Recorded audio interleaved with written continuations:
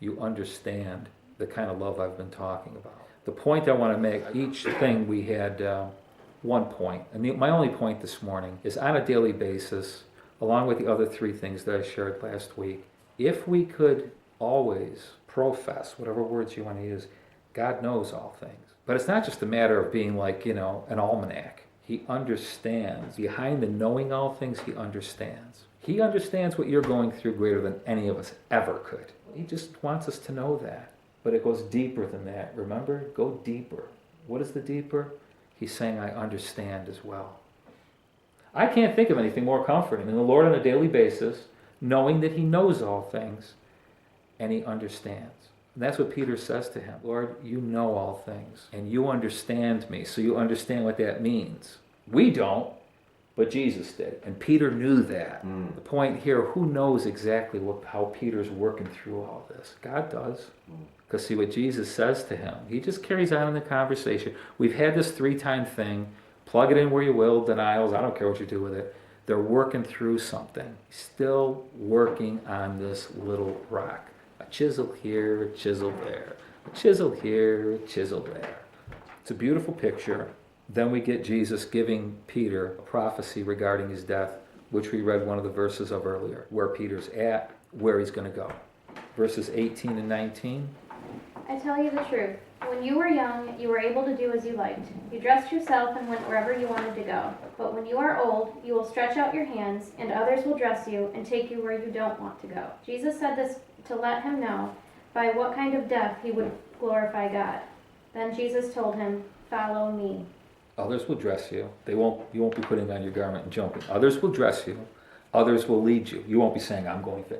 There's something else you're going to learn about being led. But then what does he say to him? Follow me. That's not funny. I mean, he's been saying that for 3.5 years. It's about the shortest message you could ever ask for. He says to him, follow me. I'm encouraged by it.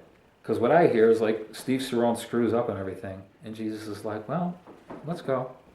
I'm sitting there, moaning and complaining about it. And he said, well, let's just go.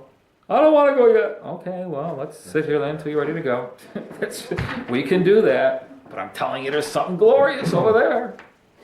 Again, the English language betrays us a bit. Because the first time when he says, follow me in Matthew 4, in the Greek it means to walk behind someone. So if I said to you, Stephen, just follow me, and I headed up towards Cobb's Hill, you'd be walking behind me. But here, in Luke 5, when he says, depart from me, and again here, the follow me is not the same word. It's to walk with me. Dun, dun, dun, dun. Would you walk with me?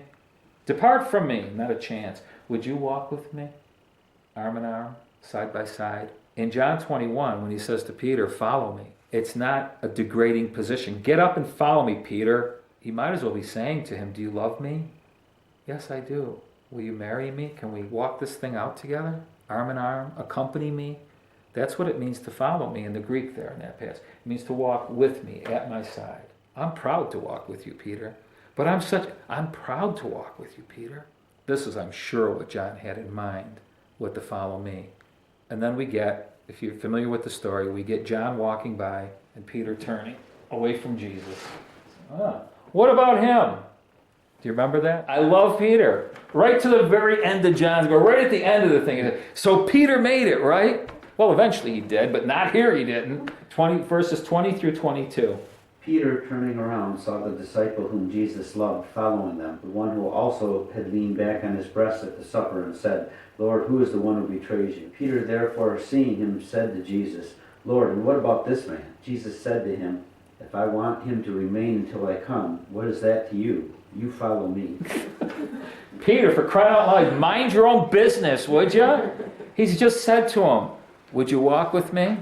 What about him, Lord? What's it? Jesus is really nice about it. What business is yours what happens to him? And he actually says to him, you can almost see him grabbing Peter by his ears, you follow me. Repeat after me. You follow me. It's a bit like that. It gets crazy. Do you love me, Peter? I find it a beautiful ending because, we can get so overly serious in some capacities.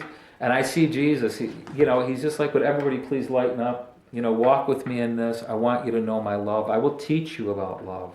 I understand, son of John, this is not the easiest thing in the world for you. I get it. And I know you're stuck over here, and it's okay. He just works with him in such a wonderful, beautiful way. We don't have any more Gospel of John. We've got the book of Acts, and we see what Peter's future's like.